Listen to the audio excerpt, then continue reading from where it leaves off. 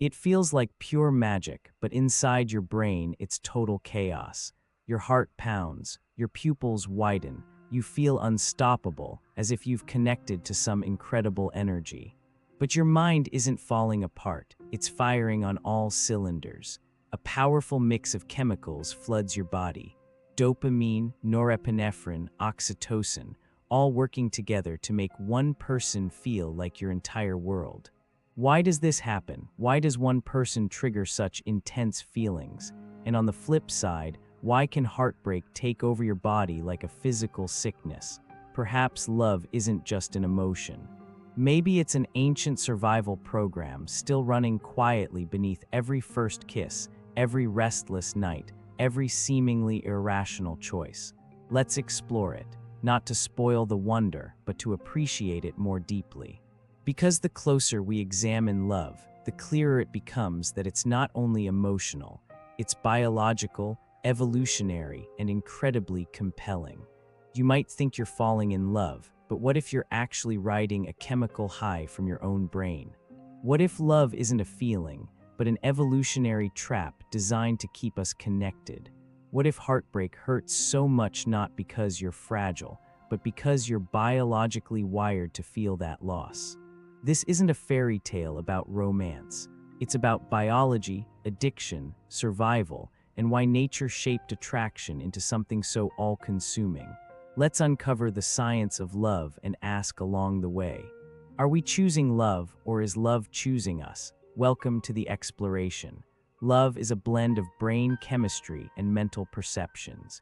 Research shows that romantic love activates the brain's reward system, the same pathways that light up when someone uses a substance like cocaine. That's dopamine in action, driving motivation, fixation, and an intense sense of craving. But why this specific person? Why now? These are questions rooted in evolution. Love didn't develop for poetry. It evolved for survival. The sensation of being deeply in love might be nature's method of keeping two people bonded long enough to have children, raise them, and pass on their genes. And when you're in the thick of it, logic often takes a back seat. Have you ever watched a friend fall for someone completely unsuitable, and no amount of reasoning could break the spell? That's the brain under the influence of love, commandeered by ancient chemistry. Some scientists describe romantic love as a natural addiction, not because it's inherently bad, but because it uses similar neural pathways, intense craving, sharp focus, emotional highs and lows. It's like standing at the edge of a cliff, terrifying, thrilling, impossible to look away from. Experts have described love as a fundamental mating drive that can be even stronger than the sex drive. Think about that for a moment. More powerful than lust itself. That implies love isn't just a byproduct of attraction, it might be the very foundation underneath it all. Perhaps love doesn't simply find us. Maybe it constructs us, piece by piece, connection by connection. So the real question isn't whether love is real, but rather, what kind of reality does it build inside us? You know that feeling when someone leaves you on read, and suddenly it's as if the whole world has paused. Some might call it overdramatic, but what's really happening is a dopamine response. Romantic obsession isn't just poetic, it's brain chemistry in overdrive. When you're in love, your brain focuses on one person like a laser beam. Every word they say carries weight. Every silence feels huge. That hyperfocus isn't a mistake, it's a feature. Brain scans of people newly in love show the reward system lighting up. Dopamine floods in, similar to the reaction from taking a drug or hitting a jackpot. But there's a catch. The same drop in serotonin observed in people with obsessive-compulsive tendencies also appears in people deeply in love. That's why you can't get them out of your head. You replay their messages. You refresh their profile. You analyze every emoji as if it holds hidden meaning. Relationship experts point out that we often fall for someone who helps us finish a story we're already telling ourselves. Obsession might not be entirely about the other person. It might be about the reflection they show us. You desire them because they make you feel desired, noticed, important, and this creates a loop. Reward, anticipation, doubt, relief over and over, like gambling, like social media, like any compelling cycle. So, are you truly in love with the person or with the emotional possibility they represent? If love is a gamble, what happens when the stakes get even higher? We often talk about love at first sight, but what if it's actually lust wearing a disguise? Lust and love might feel similar, but neurologically, they activate different areas of the brain.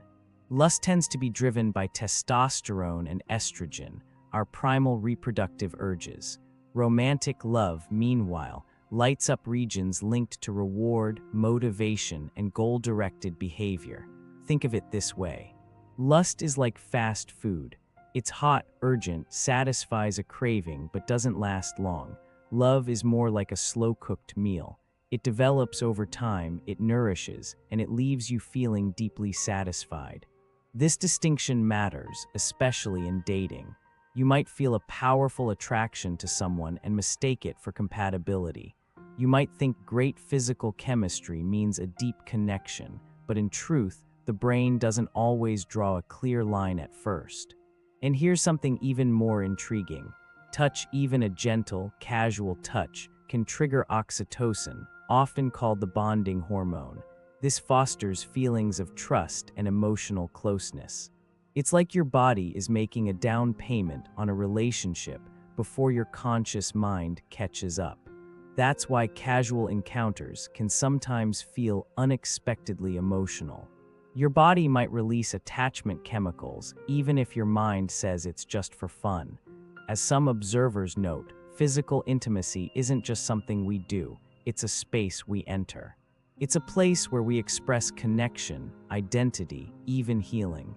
That makes lust more than pure biology. It's a form of emotional expression. So how do we tell them apart? Maybe we can't, at least not right away. But over time, you might start to sense the difference. Have you ever seen someone drop everything, logic, plans, even common sense, for love? Maybe you've done it yourself. But why do smart people act so irrationally when they're in love?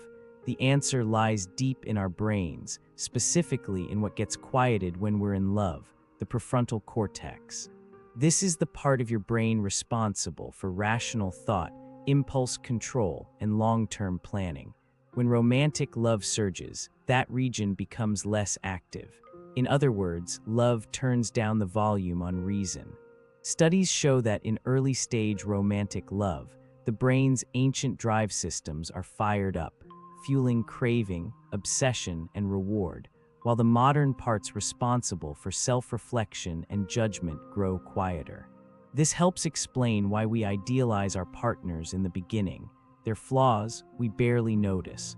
Red flags, we see them as charming quirks. It's like wearing rose-colored glasses, except they're wired directly into your nervous system.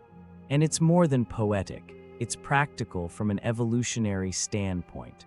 Our brains might be designed to help us bond quickly and deeply before doubt has a chance to settle in. But this also means we're more likely to ignore risks, overlook incompatibilities, and justify poor decisions.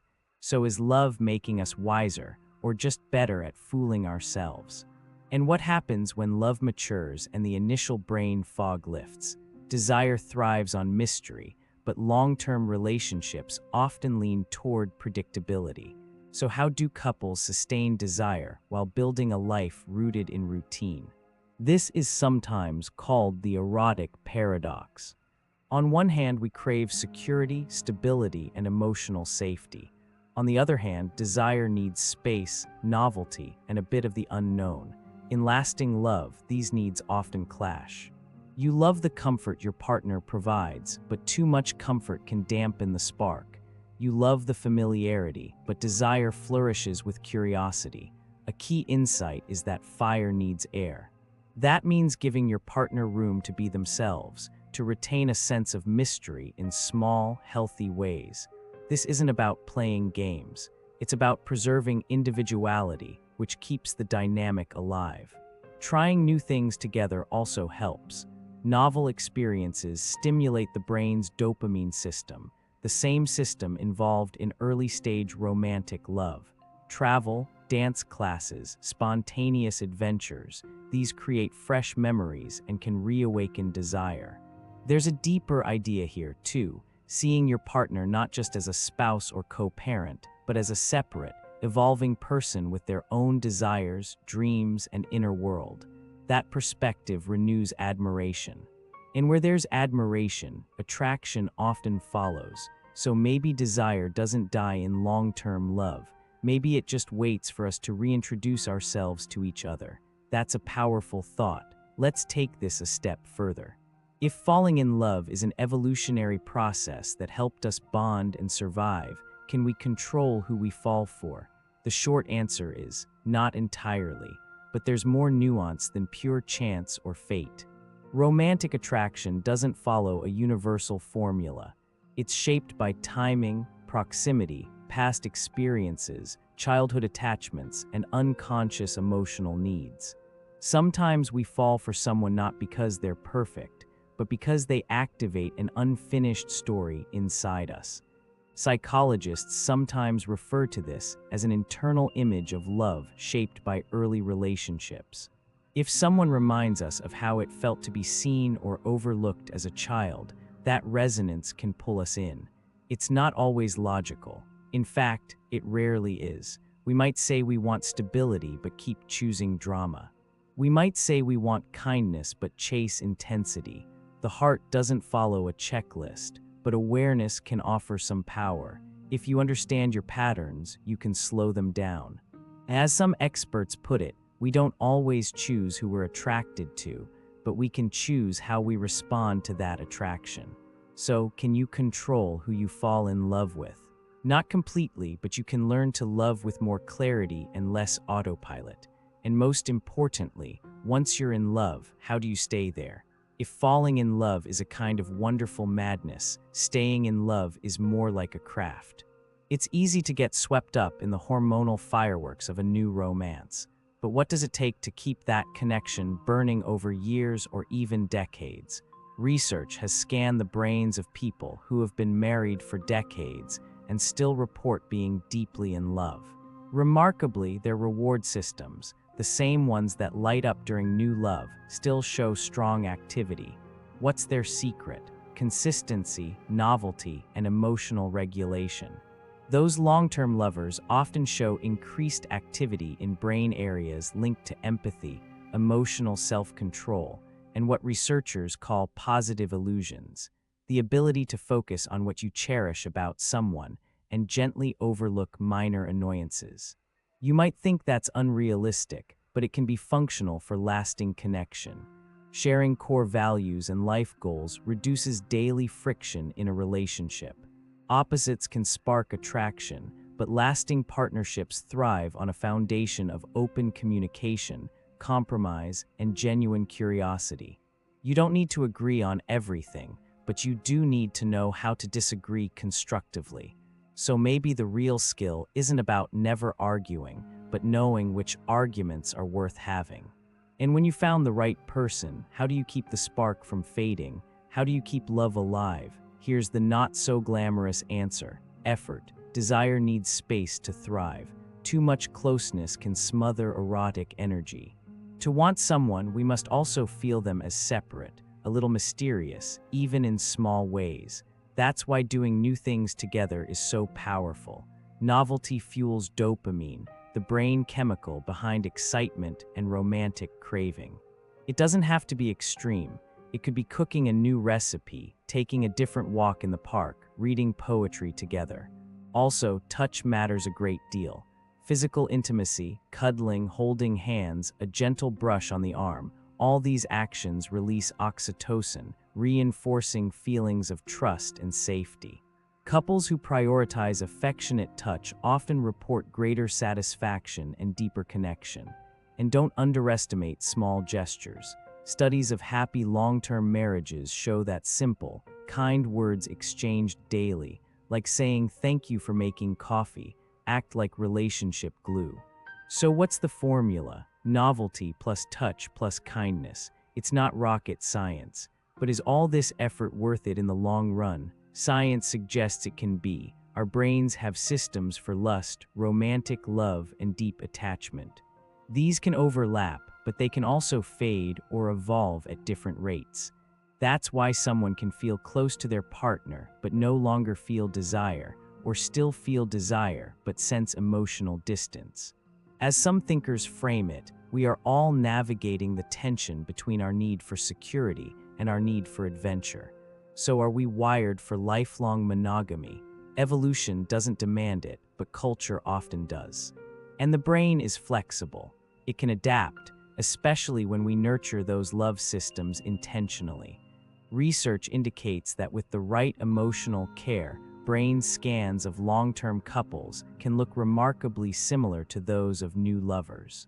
The spark isn't automatic, but it is renewable. The key might not be to love perfectly, but to love actively. So what does the science of love really tell us? That love is not just a feeling. It's a set of systems, hormones, habits, and hopes all working together. A process refined for survival over millions of years of evolution. It's messy, miraculous, maddening, and it's one of the most profoundly human things we do. And maybe that's why, despite the risks, confusion, and heartbreak, we keep coming back to it. Because to love is to be fully alive. If you found this exploration valuable, consider supporting the channel. Please subscribe for more insights, like this video if it resonated with you, and share it with someone who might find it interesting. Your engagement helps keep the conversation going. Thank you for watching to it. Because to love is to be fully alive. If you found this exploration valuable, consider supporting the channel. Please subscribe for more insights, like this video if it resonated with you, and share it with someone who might find it interesting. Your engagement helps keep the conversation going. Thank you for watching.